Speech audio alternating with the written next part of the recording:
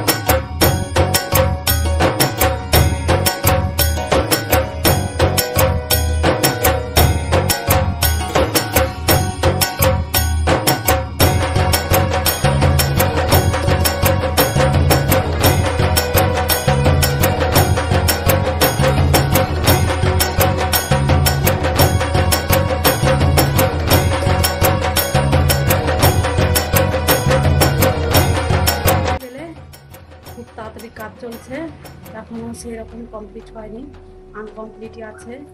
আর প্যান্ডেলটা দেখে তোমাদের কেমন লাগলো অবশ্যই কমেন্টে জানাবে।